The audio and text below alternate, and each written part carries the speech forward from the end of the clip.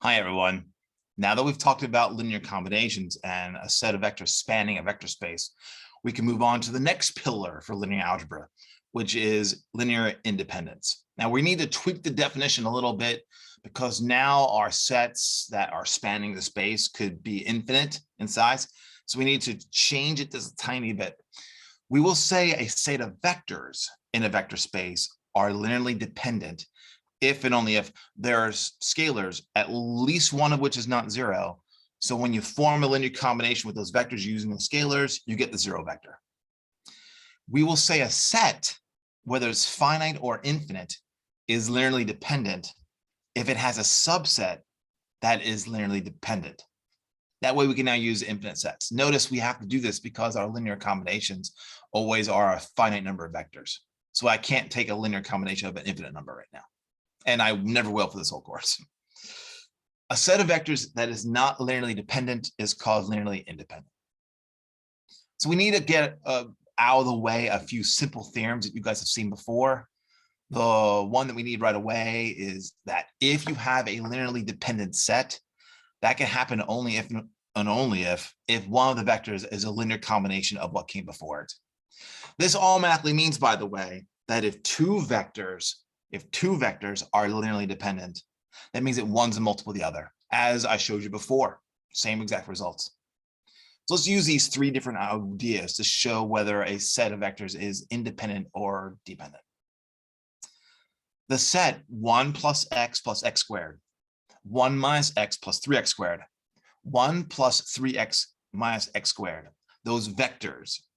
Notice I wrote everything in boldface because I'm trying to emphasize it's not just scalars, that's the actual vector. That set is dependent because there is a linear combination of these things that will add up to zero where the scalars are not all zero. If you look at the set of functions, the set of these four trig functions, the sine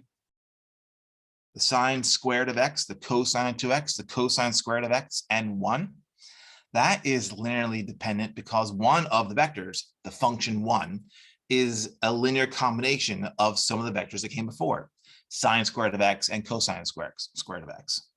Now, you need to be really careful about functions when you're looking at linear combinations. If you ever write down a linear combination, it's a statement that is true for all x, or at least the interval that you're talking about. So it's not just true once or twice, it's always true. Now, in the set M22, these three vectors are linearly dependent. That set is linearly dependent because one of the vectors, the matrix 2, 0, 1, 1, is a linear combination of what came before it. The set 1 through x to the n is linearly independent in the set of polynomials of degree n or less, which is a vector space. This is more difficult. We need to have some kind of sneaky tricks we know about polynomials from college algebra in order to argue this. So let's just form a linear combination that adds up to 0. Notice the boldface of the vectors, the not boldface for the scalars. Notice the left-hand side, though, is just a polynomial. This is claiming, as this is a functional identity, that this polynomial is 0 always for all x. Well, but for polynomials, a polynomial can have at most n zeros. It can only be 0 at most n times. This is 0 always. The only way that's possible is if this polynomial is degree 0 and the constant term is 0, which means that all the scalars therefore have to be 0. That means that this set is linearly independent in the set of polynomials of degree n or less. The nice thing is you can extend this actually to the case of just all polynomials. The set 1x, x squared, and so on, that infinite set is independent in the set of polynomials because let's form a linear combination of these vectors that adds up to 0. Now, when we do that, remember, we're only taking a finite number of them. So there is among these a x to a highest power. That will be x to the m. There'll be an x to the lowest power. We'll call that x to the n. And then we'll expand out the linear combination in between. So there's some scalars where then this is true. Again, n is some integer, positive integer, or 0, and m is some positive integer. But this would then mean we have a polynomial, once again, on the left-hand side, that is always 0 for all x, but a polynomial can have at most its degree number in zeros. So then the only way out of this particular argument is that the polynomial must be the 0 function, and therefore all the scalars are 0. So we now know that the set 1x, x squared, x cubed, and so on forever, that is linearly independent in the set of polynomials. Okay, cool, good. So as just one last example, the set of vectors 1 plus x, 1 plus x squared, x plus x squared, that is linearly independent or dependent, we don't know. So we're going to figure it out. We're going to do the exact same tricks we've done before. I'm going to form a linear combination of these things, have it add up to 0, and then I'll try to show you that either the scalars are all 0, or for some choice of C1, C2, C3, that they could be 1 and then could be non-zero. So then here's a linear combination that adds up to 0.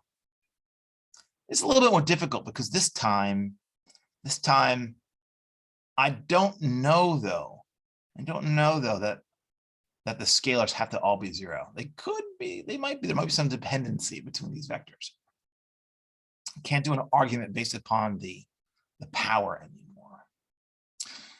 But I can see though that if you were to distribute everything, collect everything using the properties of the 10 axioms I gave you, you could write that this way instead. Now this has to be true for all x. So clearly it's true if x is 0. If x is 0 on the left-hand side, you get C1 plus C2. On the right-hand side, you get 0. That's an equation in terms of C1, C2, C3. If you then take this thing's derivative and write that out, I'll just kind of write that up above here in the space that we have. If you take this thing's derivative, and let's put that derivative again up here in the space that I have, that would then be C1 plus C3 times the vector 1, if you really want to see it, and then plus C2 plus C3 times 2 times the vector x, and that would equal 0. But that would have to be true for all x. So once again, I could then go here and just replace the x with 0. And now we get a new equation. C1 plus C3 would be 0. But then if you want, you could then take the derivative of that equation and then plug in x0 there to get yet another equation. You can do this technique at least 3 times of evaluating with 0 and then taking derivatives, to evaluate with zeros and then take derivatives and so on to get these 3 equations. Whatever x and y, whatever x1, whatever c sub 1, c sub 2, and c sub 3 are, they have to be so that those equations are true. But it's obvious it's a linear system. We know how to solve that. We can use Gauss elimination. In the end, the only solution is C1, C2, and C3 are all 0. So these vectors are linearly dependent. Nice, right? And I think that's enough for that topic. The next and last video, we put all this together and talk about the definition of bases.